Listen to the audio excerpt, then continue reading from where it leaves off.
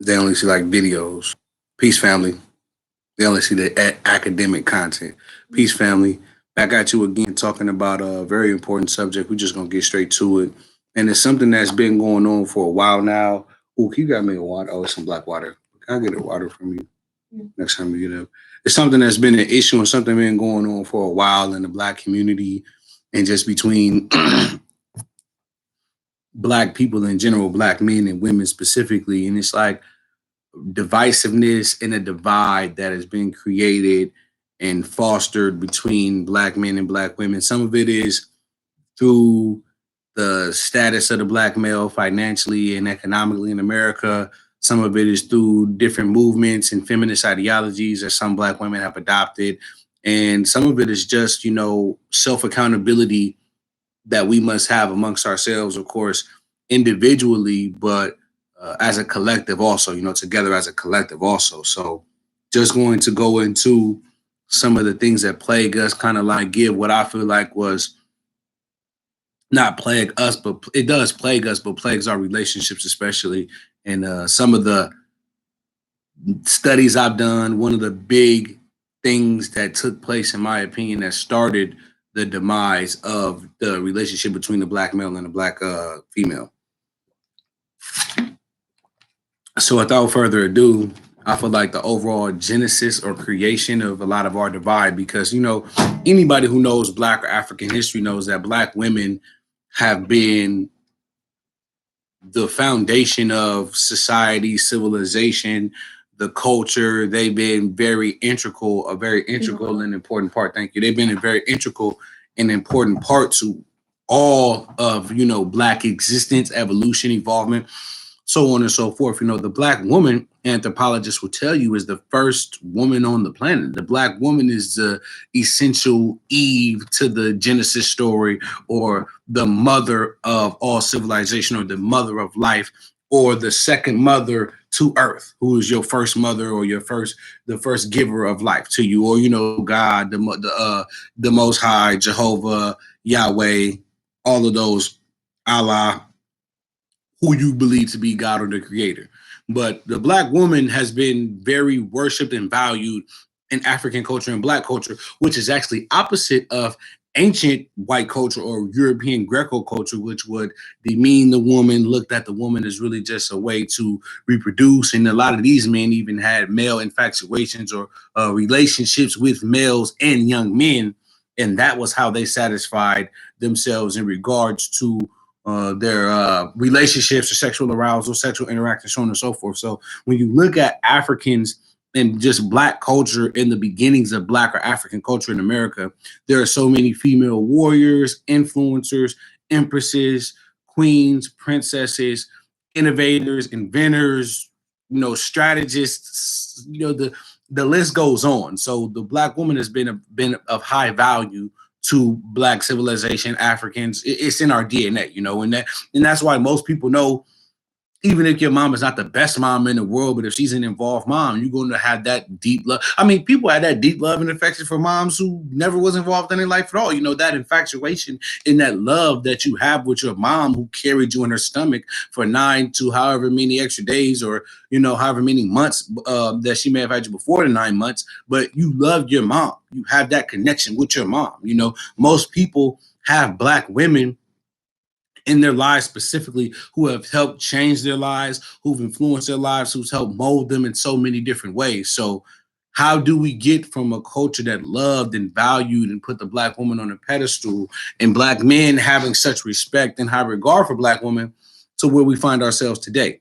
So one of the first things that happened, in my opinion, of course, which so many of us know, is slavery.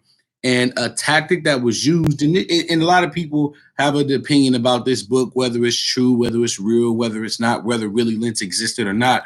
But whether Willie Lynch existed or not, what he's saying is right on point. Let me get some chapstick. So is this chapstick? I got one right here. What he's saying is on point, okay? And get this book. It's a great read. It's a frustrating read. It's a quick, short read. Anybody, any kid, 13, 14, by 13 or 14, this is a must read, in my opinion. And if you haven't read it, go get it. It is The Willie Lynch Letter The Making of a Slave. Very cheap book, very quick read. Now, the reason why I showed this book and I'm bringing it up in regards to the disconnect between the black male and the black female, especially within a relationship. So not necessarily a black male and his sister or a black male and his mother or his auntie, but specifically a black male and his significant other, his wife, his girlfriend, the mother of his children, so on and so forth. Let me get this chapstick because y'all know how we get in the community. We can't be caught like that.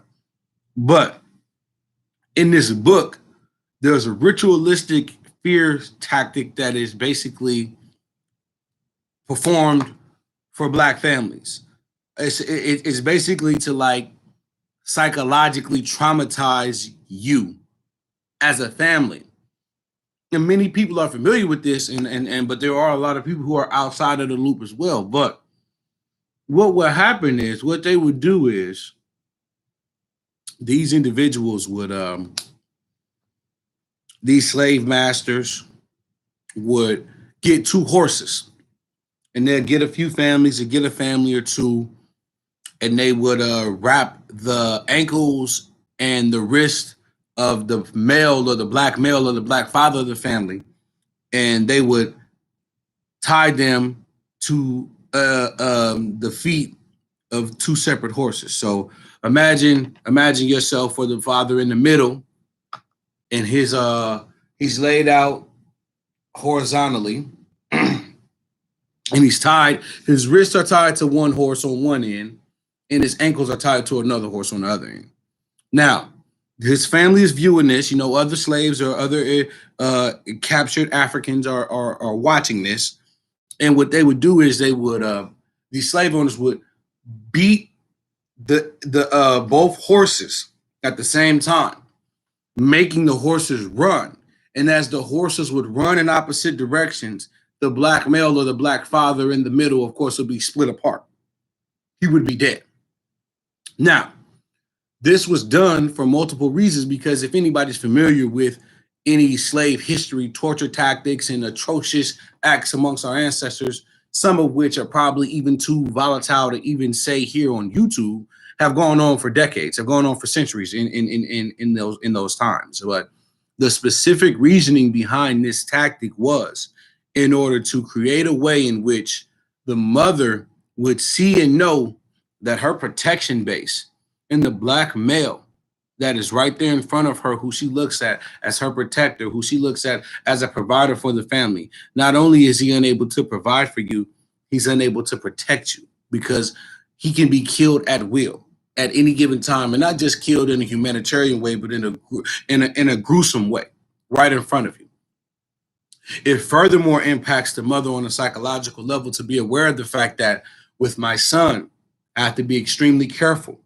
I almost may potentially spoil him and coddle him to try to protect him from the reality of what can be done to him the same way which was done to his father.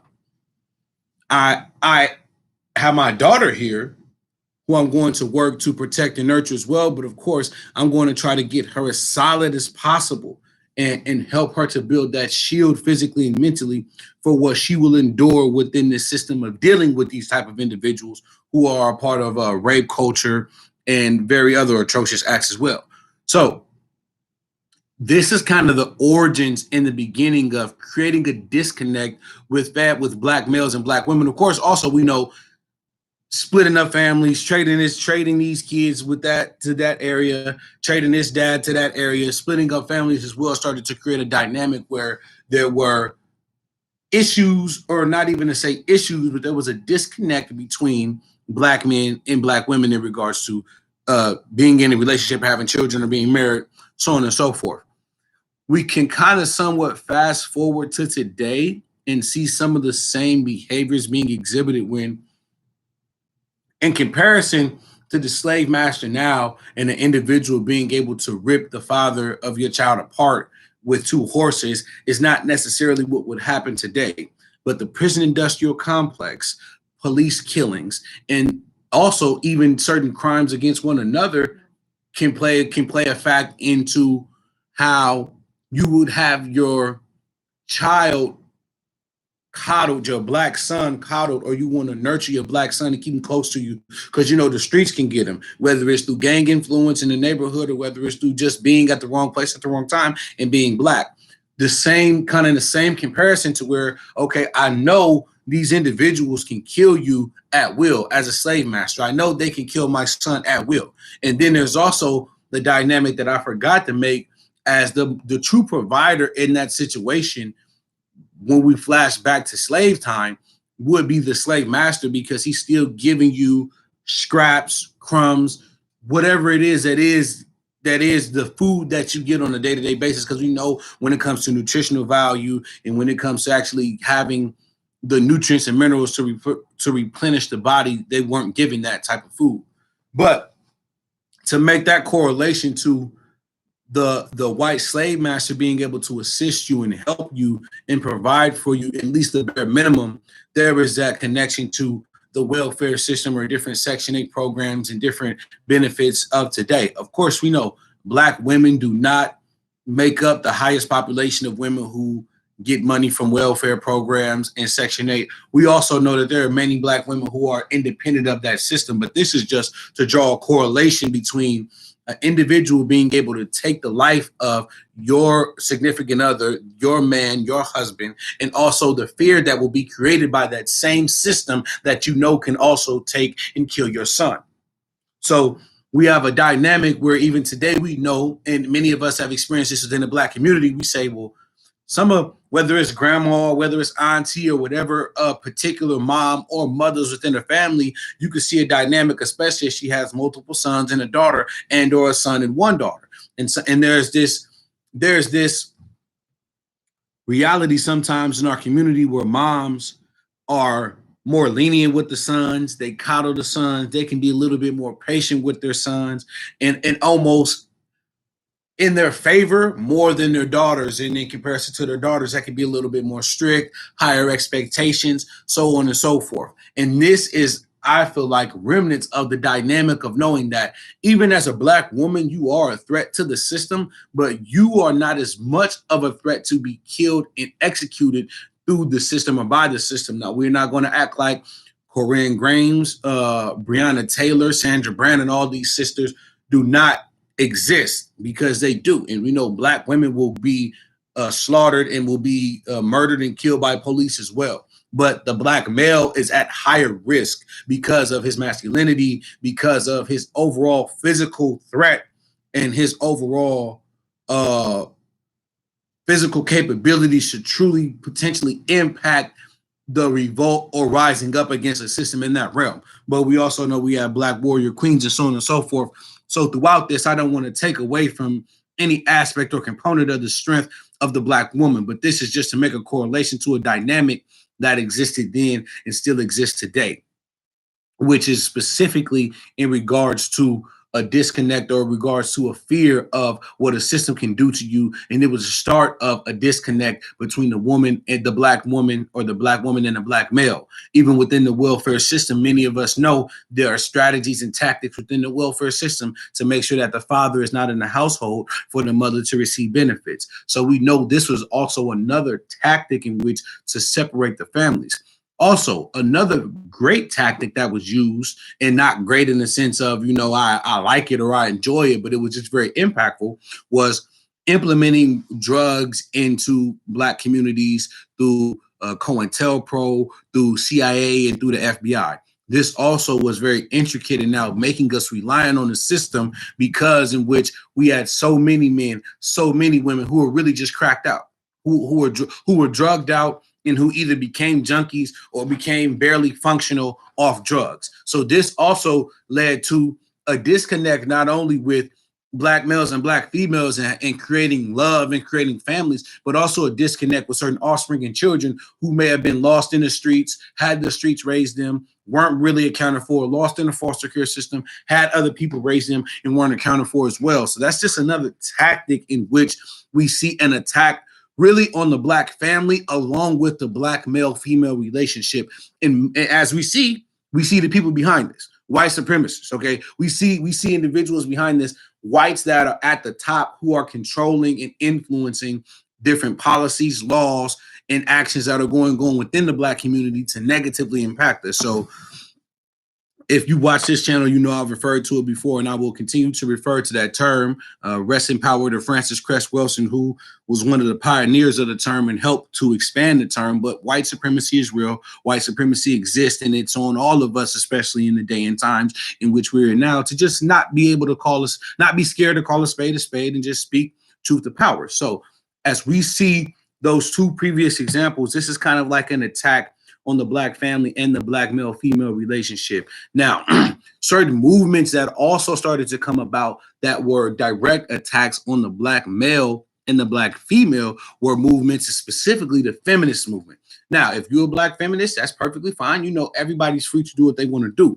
But the feminist movement was created because, as I alluded to earlier, the issue between the white male and the white female was that the white female wasn't valued. Through homoerotic actions, white males could satisfy themselves sexually without using a white female except for carrying a child. We know during early times in America, white women, even in modern time or early modern America, white women were looked down upon. They were not looked at as not even equal to men, but they were looked at specifically for reproductive purposes in housework alone.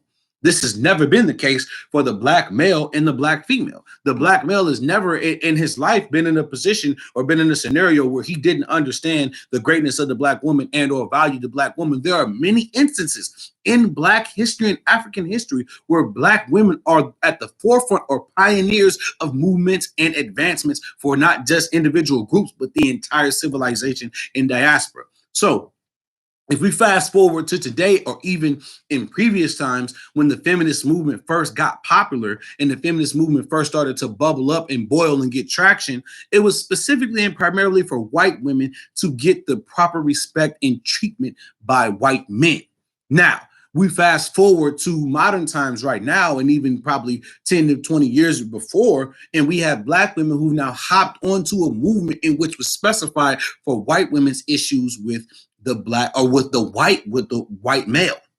Okay, the issues that we have today as Black males and females, which I'm going to get into a little bit more in depth as we continue, but a lot of that is not connected to those same issues in which white men and white females have had in the past. And if there are a lot, in my opinion, the Black men who may have adopted and caught on to those mindsets and ideologies learned that from a white male matriarchy. They learned that from a white male dominated system, which puts the male at the top. So there were, as we know, a lot of our history is very traumatic, but there were some Black men who seen the way that white men treated their white women and would sometimes do that to their wives as an example. And that would furthermore create a detrimental relationship between the Black male and the Black female within the relationship, because I forget exactly what scholar said this. It might be John Henry Clark, or it may have been Amos Wilson, but you had to learn, when you come from an African culture, when you come from our ancient civilization,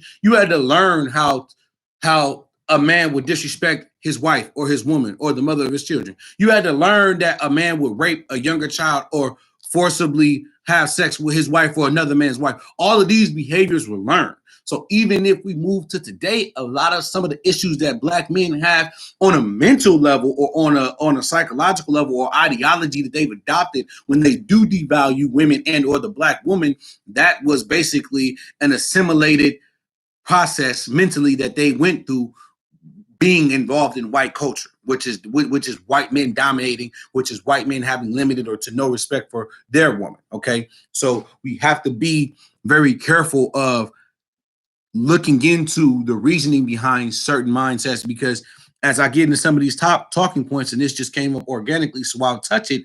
It's the inability to control the male ego. Some men want to talk down on their woman. Some men want to get physical with their woman. And you know, I'm specifically, when I'm saying some men, I'm saying Black men, but some Black men. So with the issues and the divisiveness between the Black male and the Black female, of course, we all know that we have to ensure that we are respecting the Black woman. We have to ensure that we're able to check and control our egos when we may get angry, or when we know we're the the main breadwinner within the family, or we know just the sacrifice and all of the all of the time and the investments that we put into our family, into our women, we have to still be able to check our egos and not allow those thoughts to make us act irrationally or disrespect our woman. As we know, and anybody who knows me and any black man that's in my circle and any black woman that's in my circle, we know we don't tolerate putting our hands on any women, especially black women. There should be no instance that any black man should ever really put his hands on black women. There may be real select scenarios, like if your life is at risk, but overall, we don't condone that at all. And any black man doing that,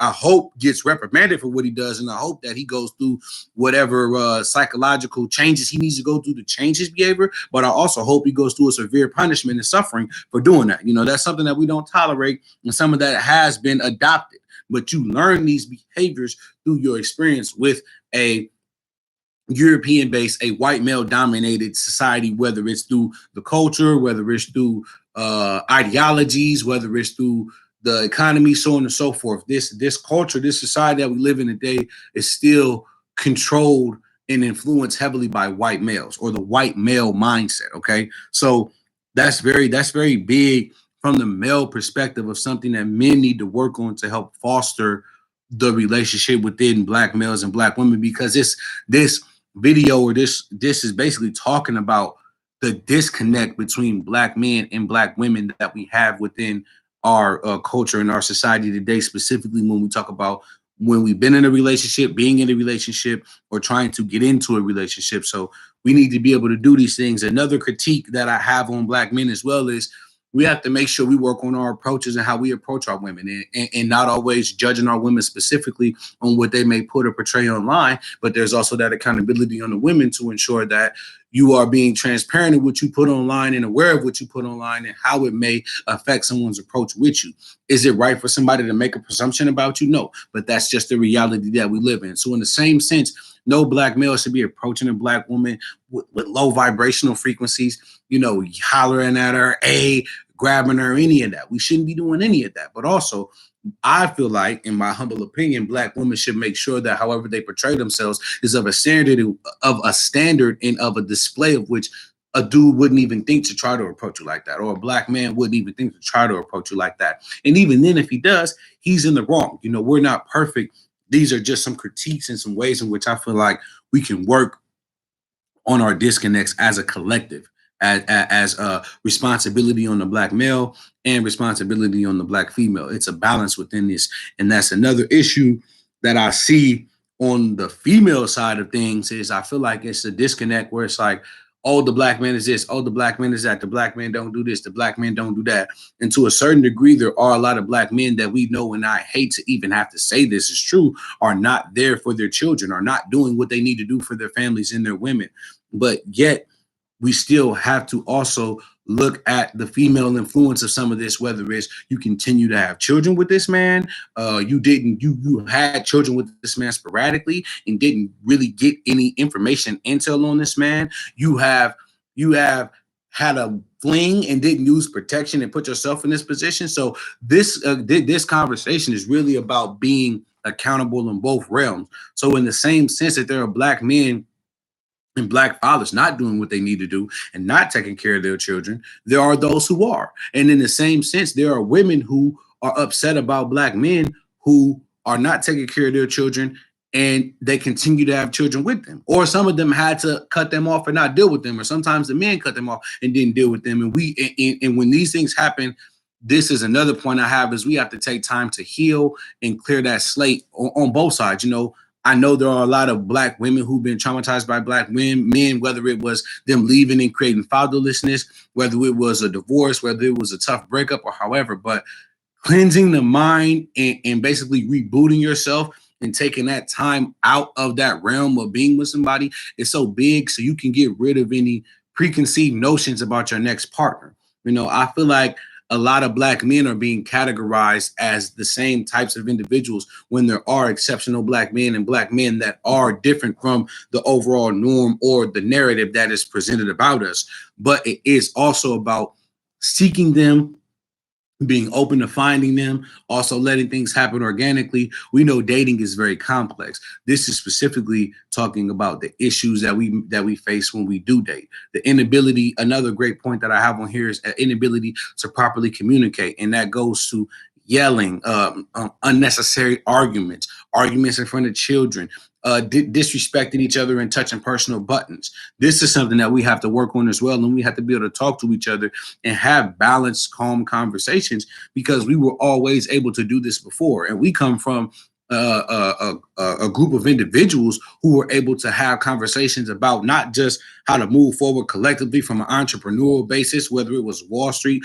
in Tulsa, Oklahoma, but also how to create revolt tactics and getting off of slave plantations as well. So we have a history of being able to communicate properly with each other in a respectable manner. And even within the relationship, we have to always be able to do those things and just work towards it, because communication is work. Relationships are work. So we have to work towards being able to properly communicate and have better, more solid communication with one another as Black men and women. Even in a sense too, this was another point that I forgot to make on something that Black men need to work on too, is accepting being denied. I've heard a lot of and seen a lot of women say, we got Black men pressing us, being aggressive and all of that. Those are things that we need to move away from. But I know some individuals are doing that. I know the Black is it the BAA? I forget if it's the Allegiance Alliance or Black Alliance Agenda, but I know they're doing a young manhood and a young womanhood program, and eventually I myself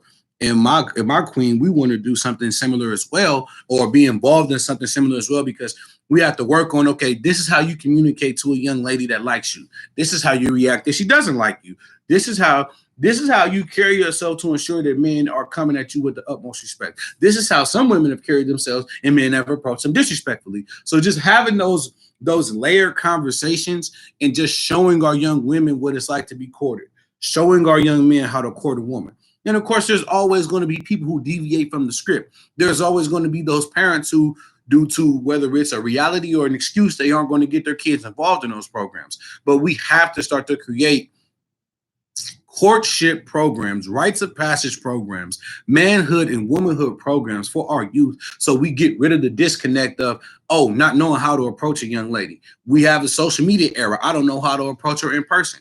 And we have this era now where women are feeling like people is pressing them, blowing up their inbox, being aggressive because they get denied. We have to work with the youth to try to reform and reshape the mindsets, because if it's dudes who doing that now, we know these guys are lame. They need to get their whole mind together, get everything together and do better. But targeting the youth is, I feel like, how we can truly prevent that from continuing to take place, because I've definitely seen and heard Black women express how that's became an issue within dating or within being around Black men, and trusting Black men is like being pressed, having Black men overly aggressive with them and things of that nature, or being unable to accept denial.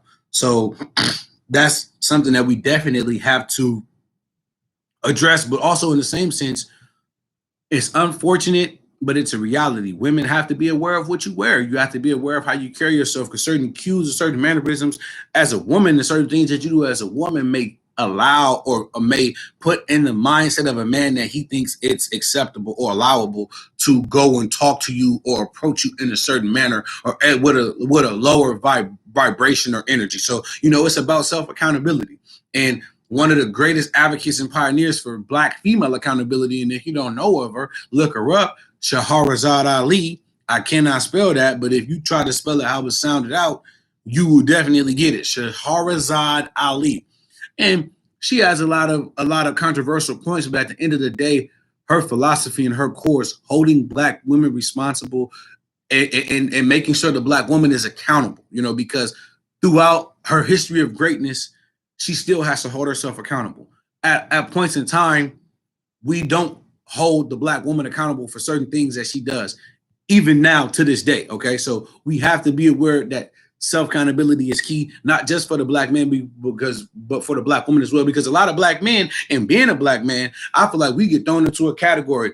You niggas ain't this, you niggas ain't that. Black men this, Black men that, and it's like Yes, this does exist, but let's also try to uplift and focus on those who are doing right so that hopefully we can take these individuals, these black men, and use them as pillars for the upcoming youth in the upcoming generations to make sure that they are shown the proper way to be a man. They're shown how to be a great black man. Okay, so that's something that I wish we will work to uplift and promote a bit more than just focusing on the black men on the lower vibration, because really that's low hanging fruit. Like, that's easy to go and pick. Okay, this black man got a low vibration, that black man got a low vibration, this dude ain't on this dude ain't on that, you know. And as we all know, as a woman, you still do, for every woman who talks down on a man, you have to hold yourself accountable for opening up your legs with that man and, you know, procreating with that man, not being on birth control, not using condoms, or just overall having sex with somebody, because they say you should not have sex with somebody that you wouldn't have a kid with.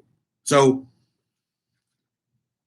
these are all things we must instill in our youth to prevent the mistakes that we've made in potentially procreating with the wrong person, having a child by the wrong person or undesirable individual. And we have to just be cognizant of creating platforms and programs to prevent these things from happening with our youth and creating a repetitive cycle.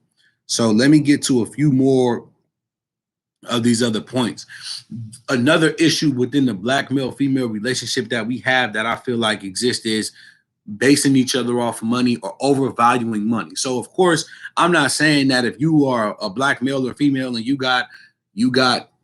you financially established and you may have some degrees, or you may just be in your career field, or you may have some overall criteria that you have put in place for somebody that you deal with.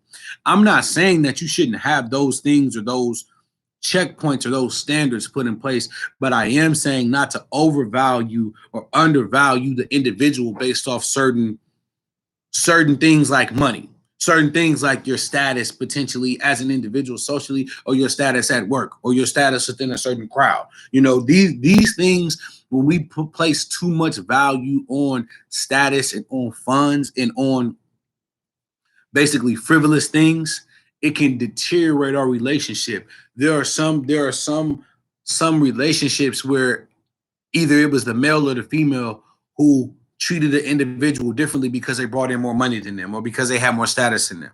So they would carry themselves in a relationship as if, well, my status and my influence on this relationship, or my status outside of this relationship and what it benefits the both of us in this relationship, gives me power over you to make final decisions. It gives me overall leverage over you in this relationship, or it makes me more important to you in this relationship. So we can't overvalue funds and money and saying that I'm a value your funds and your money, and overlook certain positive qualities about you in which exist, but you don't have the funds or the money or the status. So now you're really nothing. You know what I'm saying? And I feel like, of course, speaking from a black male perspective, a lot of black men go through this. You know, there's an economy and a system set up against black men to struggle financially, to not be able to have the same opportunities as their white male counterparts, and even white women, especially, and in some career fields, black women. So we understand there's conspiracies and there's tactics and strategies that are in place to keep a black male in a specific financial position, to keep a black male dying at a high cliff, to keep a black male unhealthy, eating unhealthy food, and black females too, of course. But I'm speaking specifically right now to black men. There's a system in place to keep you financially in a box. So if you're a black woman and you approach a male and you know he may not be financially where he needs to be, don't box him in or degrade him when you may have an issue, or when there may be a problem within a relationship based off of his funds or his status. And of course, it goes the same way for a black man. If you're the CEO or an executive director or a COO at a company, and you making six figures or however, don't devalue your woman. Don't devalue the black woman. And we have that a lot in celebrity culture, but even within day-to-day regular culture, or just regular citizen or regular middle class dating, there's this mindset of the breadwinner has leverage, and it should never be that way. There should be equity and equality within the love and the respect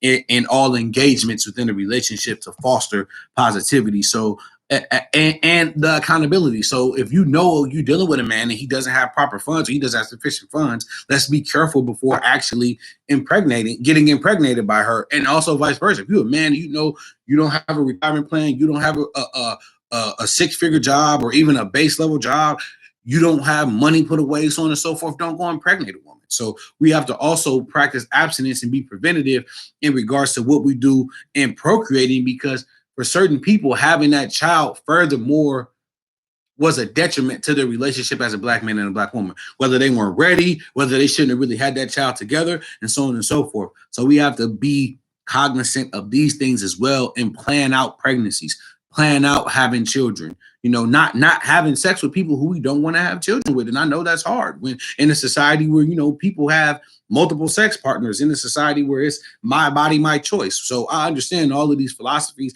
and ideologies, yet it still remains true that you should not have sex with somebody that you don't want to have a baby with. Because whenever you have sex, even if you have a condom on, you're still risking having a child. So this is what we have to be very aware of and take into consideration when dealing with one another. So I pretty much hit on the main topics that I wanted to get into.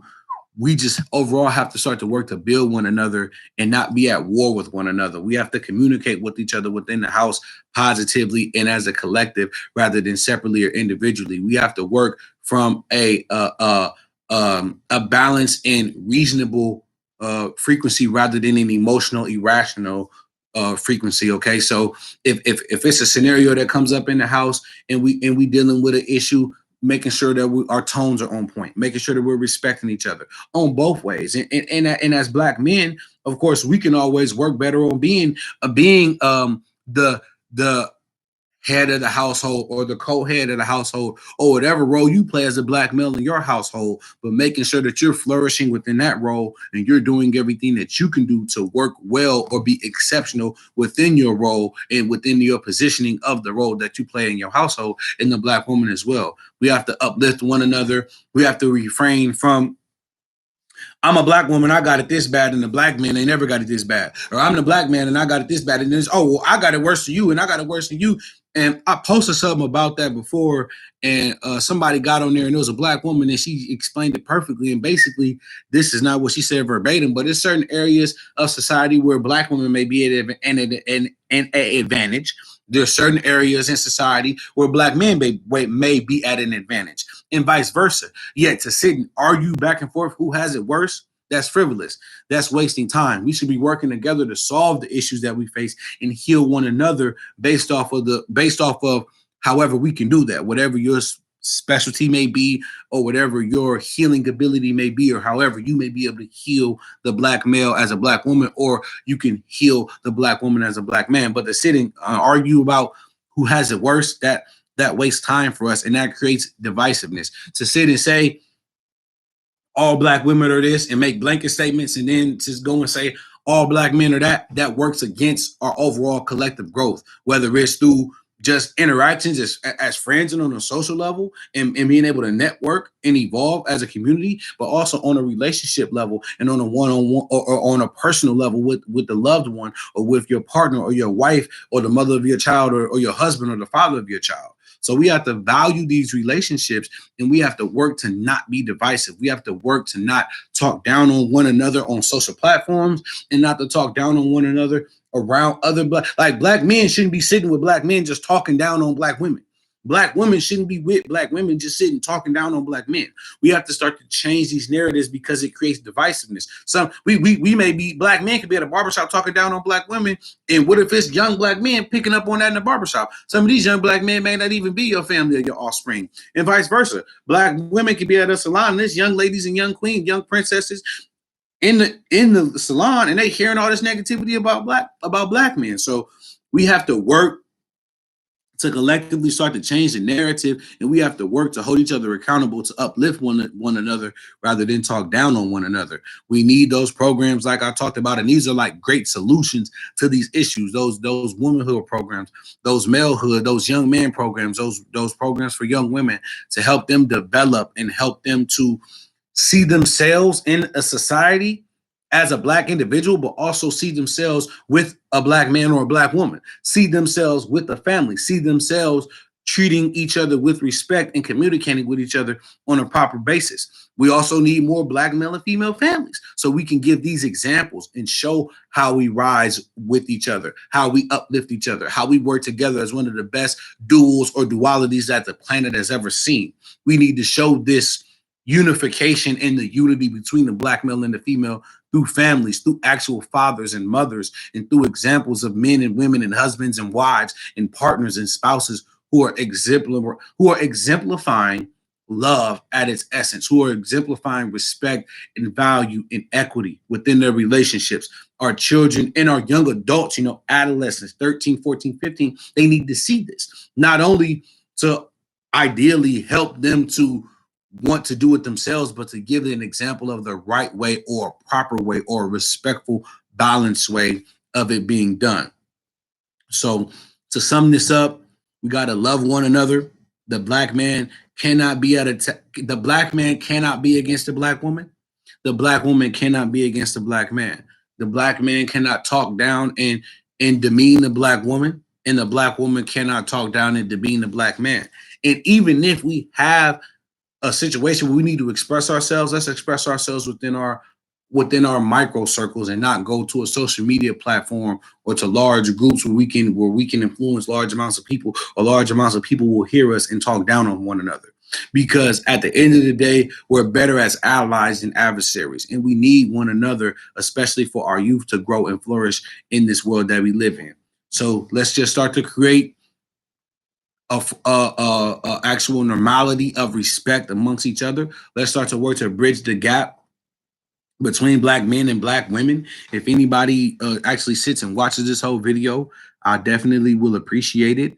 I hope y'all would like the video and subscribe to the channel. I'm going to work to keep more content coming and be more consistent with the content that we drop and talk about different topics and subjects, and just Black man uplift the Black woman, and Black woman uplift the Black man. And if you are a Black man or a Black woman and you with somebody, love on your spouse, hug on your spouse, communicate with your spouse or your loved one, your husband or your wife, and just continue to build and work on whatever weaknesses y'all have, and strengthen them, and continue to love one another to the best of your ability. Promote Black love to youth, promote Black love to the community, and be an example of pure and balanced Black love and harmony. Peace, family. Love.